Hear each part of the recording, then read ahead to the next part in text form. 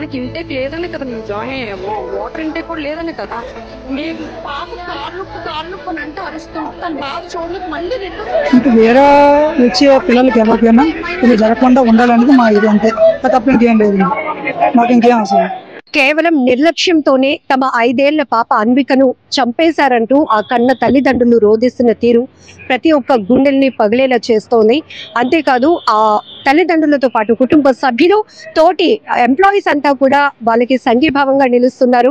ఖచ్చితంగా ఇది ఒక మార్పుకి శ్రీకారం చుట్టాలి. ఎందుకంటే అనేక సందర్భాల్లో చాలా నిర్లక్ష్యం వల్ల చాలా మంది ప్రాణాల మీదకి వస్తున్నటువంటి సందర్భమే కాదు, ప్రాణాలు పోయిన ఘటనలు కూడా చోటు చేసుకున్నాయి. అలాగే ఈ 5 ఏళ్ల పాప కూడా ఒక నిర్లక్ష్యం వల్లే చనిపోయిందంటూ మనం ప్రస్తుతం అయితే విశాఖ దొండపర్తిలో ఉన్న రైల్వే హాస్పిటల్ దగ్గర ఉన్నాం. ఇక్కడ బంధువులంతా కూడా ఆందోళన వ్యక్తం చేస్తున్నారు. ఖచ్చితంగా డిఆర్ఎం వచ్చి సమాధానం చెప్పాల్సిందే అంటున్నారు. ఇక్కడ రైల్వే ట్రాక్ మ్యాన్ గా పనిచేస్తున్నటువంటి ఎన్ శ్రీనివాసరావు రెండవ కుమార్తె అన్విక 5 ఏళ్ల పాప యూకేజీ చదువుతోంది. నిన్న ఉదయం 8 గంటలకు ఇక్కడ రైల్వే హాస్పిటల్ కి తీసుకురావడం జరిగింది. పాపకి విపరీతంగా వాంతులు వస్తున్నాయి, యూరిన్ కూడా బంద్ అయిపోయింది. అలాంటి సిచ్యువేషన్ ని మేము ఇక్కడ వాళ్ళకి చెప్పినా కూడా ఎమర్జెన్సీగా కేసుని టేకప్ చేయకుండా చాలా నెగ్లిజెన్సీతో ఉన్నారు. అంతేకాదు ఓపీలో చూపించాలని చెప్పడం అక్కడే చాలా టైం వేస్ట్ అయింది. తర్వాత ట్రీట్మెంట్ కూడా ప్రాపర్ గా లేదు. మేము చెప్తుంది ఏది కూడా వాళ్ళు పట్టించుకోకుండా నిర్లక్ష్య ధోరణి వ్యవహరించారు. కేవలం ఆ నిర్లక్ష్యం ఏదైతే ఉందో అదే మా పాప ప్రాణాలను తీసింది కాబట్టి వీళ్ళే కారకులు అంటూ ఖచ్చితంగా దీనికి సమాధానం చెప్పాలి. అలాగే ఇక్కడ ఏవైతే ఇలాంటి నెగ్లిజెన్సీ వ్యవహారాలు ఉన్నాయో అవన్నీ కూడా రెక్టిఫై చేయాల్సినటువంటి బాధ్యత కూడా రైల్వే అధికారులపై ఉందంటూ వీరంతా కూడా ఆందోళన వ్యక్తం చేస్తున్నారు. ప్రస్తుతం అయితే ఉన్నత అధికారులను వాళ్ళు తీవ్రంగా ప్రశ్నిస్తున్న సందర్భం.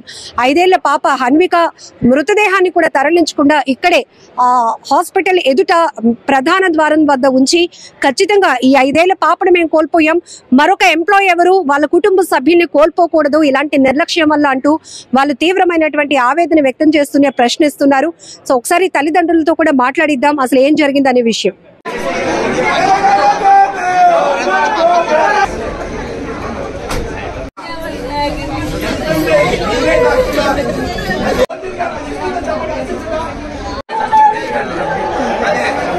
తప్పేంటి? అదే నెగ్లిజెన్సీ మరి జరిగింది.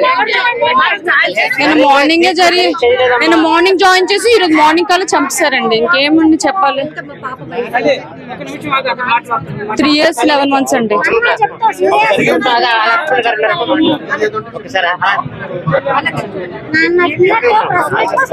వామిటింగ్స్ అండి, ఫుడ్ తినలేదు 4 days 5 days నుంచి తినలేదు. వచ్చాం చూపించుకోవడానికి. జాయిన్ అయిపోతా అన్నా అక్కడ చిన్న ఇష్యూ జరిగింది. ఓపీకి రమ్మన్నారు, అలా ఇలా అన్నారు.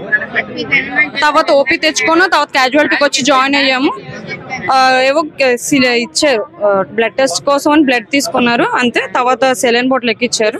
నైట్ అంతటికి పాపకి కడుపు నొప్పి స్టార్ట్ అయిపోయింది. సిరప్ ఇచ్చారు అంతే. 2:30 కల్లా ఫుల్ కడుపు ఉబ్బిపోవడం, ఫుల్ గా అరవడం, స్టమక్ పెయిన్ వచ్చేసి అది యూరిన్ పాస్ చేయలేదని రాత్రి నుంచి అన్నారు. యూరిన్ పాస్ చేయలేదు అన్నప్పుడు మరి యూరిన్ ట్యూబ్ పెట్టాలి కదండి. తనకి ఇంటేక్ లేదనే కదా మేము జాయిన్ అయ్యాము. వాటర్ ఇంటేక్ కూడా లేదనే కదా. మరి వాటర్ పట్టండి అంటే తను తాగట్లేదని మేము జాయిన్ అయ్యాము. ఎలా తాగిపిస్తాము? ఎలా తాగుతుంది అది? పిల్లలకేమో మనలాగా ఎలా పడితే అలా సెలైన్ ఎక్కించకూడదు, డ్రాప్ పట్టాలి, దానికి టైమింగ్స్ ఉన్నాయి.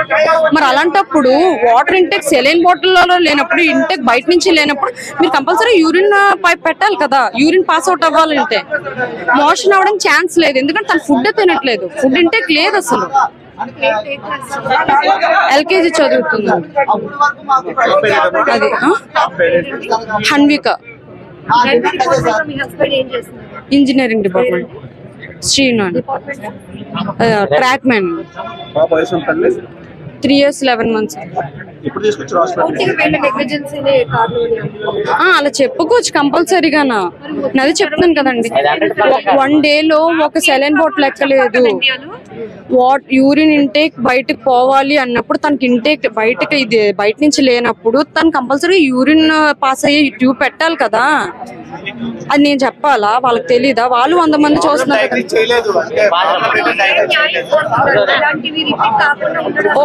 అయిపోయింది, ఇంక లేదు, లైఫ్ అయిపోయింది తంది. ఓకే, అవును, ఏం చేయలేం. ఇంకొకరికైనా చేయాలి కదా, మార్పు రావాలి కదా, చేంజ్ అనేది కావాలి కదా. నేను ఒక్కదాన్ని మాట్లాడుతున్నాను, చాలా మంది మా వైఫ్ అని మా ఫాదర్ అని బోల్డ్ మంది ఉన్నారు ఇక్కడ. మరి వాళ్ళ కోసం వాళ్ళని మారాలి కదా. 9 o'clock రాలేదు తెలుసా, మేము ఓపీ దగ్గర 9కి వెళ్తే 9:30 వరకు కూర్చున్నాం. 9:30 కూడా డాక్టర్ రాలేదు. మేము పాప కాలు నొప్పి అని అంటే అరుస్తుంటే తన బాధ చూడలేదు. మళ్ళీ రెండోసారి క్యాజువాలిటీలోకి వెళ్ళాం. 9:30 వరకు 9:30 వరకు మీరు రాకపోతే ఎలాగా? ఓకే జాబే, మీకు ప్రెజర్ ఉంటది, టైం టు టైం అన్ని మిగతా కూడా చేసుకోవాలి కదా. ప్రాణాలు కాపాడుతారనే కదా తీసుకొస్తారు. హస్బెండ్ ఒక్కటే అన్నారు, నార్మల్ స్పృహలో ఉంది కాబట్టి సరిపోయింది. అయితే స్పృహలో లేకపోయినా కూడా ఓపీకి వెళ్ళమంటారని అడిగారు. మేము డైరెక్ట్ క్యాజువాలిటీలోకి వెళ్ళాం. ఒకటే మాట అడిగారు, అయితే స్పృహ లేకుండా వచ్చామంటే అప్పుడు కూడా ఓపీ తీసుకోమంటారని అడిగారు. 2 పాపలు, చిన్న పాప తిని తీసుకొచ్చామండి.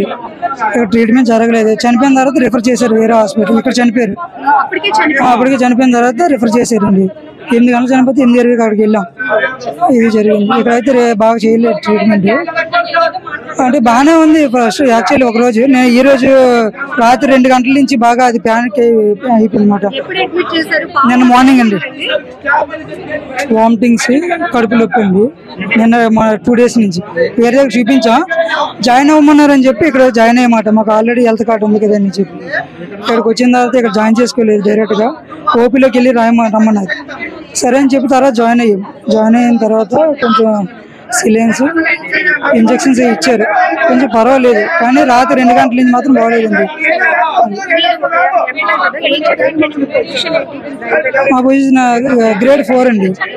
grade 4. నా పేరు శ్రీనివాస్. అంతేనండి, అంతే మేడం. డాక్టర్ ఏంటి మాకు ఎలా అయిపోయింది. ఇంకా వేరే వచ్చే పిల్లలకి ఎవరికైనా ఇలా జరగకుండా ఉండాలనేది మా ఇది, అంతే. తప్ప ఇంకేం లేదండి.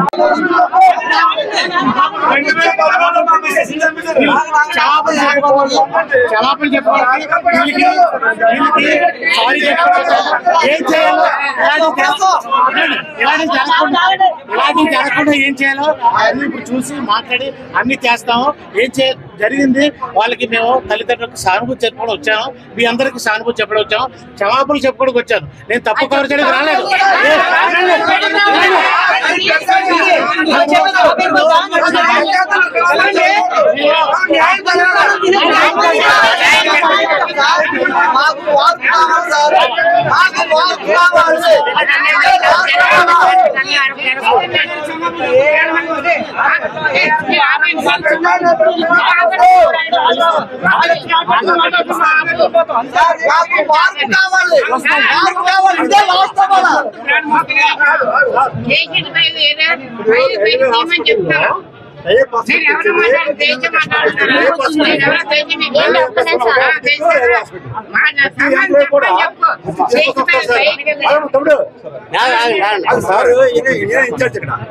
ఈ రోజు మన డివిజన్ మొత్తం ఏకైక దిక్కు టీఆర్ఎస్.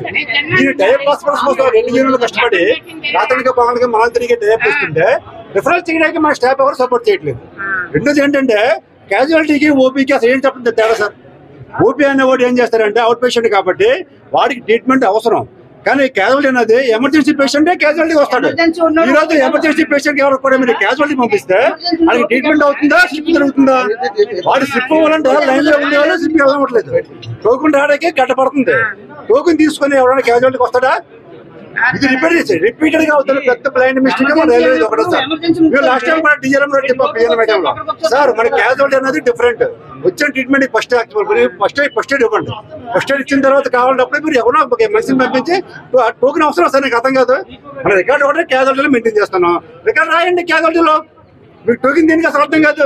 అంటే మీరు ఓపీలో మీరు కౌంటింగ్ చూపించుకోవడం కోసం మీరు క్యాజువాలిటీ పంపిస్తారు అక్కడికి. క్యాజువాలిటీలో ఉండే పేషెంట్ ఓపీకి వెళ్తే వాడికి ఎంత టైం వేస్ట్ అవుతుంది సార్. వాడికి క్యాజువాలిటీ అనేవాడు ఓన్లీ ఎమర్జెన్సీ పేషెంటే క్యాజువాలిటీకి వస్తాడు. ఓపీకి వాడికి ఏంటి సంబంధం అర్థం కాదు. అసలు ఓపీకి ఎందుకు పంపిస్తారు మన స్టాఫ్? అసలు మన స్టాఫ్ ఎవరో ఓపీకి పంపించారు రైట్ లేదు. ఓపీలో ఉండే డాక్టర్ ఎవరు ఉంటే ఆర్డీ డాక్టర్ చూస్తారు. ఓకే ఆర్డీ డాక్టర్ లేనప్పుడు సిస్టర్స్ మనం ఉండేవాడిగా సిస్టర్ ఏదో ఫస్ట్ ట్రీట్మెంట్ ఏమని చెప్పండి. హార్ట్ బాల్ తెలుస్తుంటే గ్యాస్ట్రిక్ డెవలప్ చేస్తున్నారు. వాడి ఇంటికి వెళ్ళాక బయట చూపిస్తుంటే హార్ట్ లో స్టంట్ వస్తుంది. ఈ రిపీటెడ్ నెగ్లిజెన్స్ సార్ ఇది railway hospital repeated negligence sir మాకు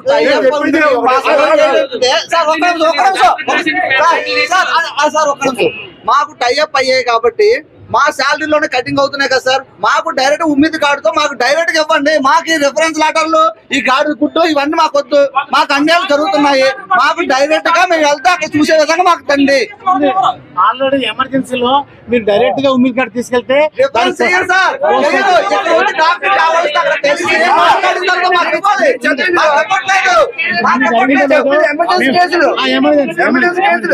అది కూడా ఇబ్బంది ఎలా జరుగుతుందంటే అక్కడికి వెళ్ళిన తర్వాత ఆ లెటర్ ఇస్తే ఆ లెటర్ ఇచ్చేస్తామా అని పైసా చెప్పడం. ఇక్కడ ఆ రిఫర్ లెటర్ 3 days పడుతుంది.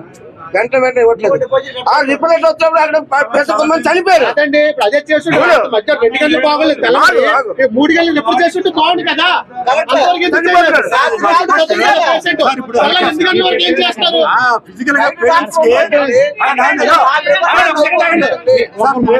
పేరెంట్స్ కి ఏంటంటే పిల్లల దాకా బాగా అర్థమవుతుంది. డాక్టర్ ఇప్పుడే చూస్తారు కాబట్టి ఆయన ఏమనుకుంటారు, అయితే ఏమో బాగుదేమో అయితే ఏమో వాడుతుంది అనుకుంటారు. కానీ పేరెంట్స్ బాధపడుతున్నారు. అమ్మ రిక్వెస్ట్ చేశారు, సార్ రిఫరల్ చేయండి సార్, రిఫరల్ చేయండి సార్ అని. 1 day మన దగ్గర ఉంచుకుంటే నెగ్లెక్ట్ చేసే బదులు అంటే రిఫరల్ చేస్తే వాళ్ళ హస్బెండ్ మీరు కానీ మీరు హస్బెండ్ కానీ రిఫర్ చేయమని అడిగారా? సీరియస్ అయితే చేయండి. మా హస్బెండ్ అమ్మాయి సీరియస్ లేదని వాళ్ళకి ఎలా తెలుస్తుంది సార్? రిఫర్ చేయమని వాళ్ళు ఎలా అడుగుతారు సార్? డాక్టర్ సజెస్ట్ చేయాలి. అది కాదు.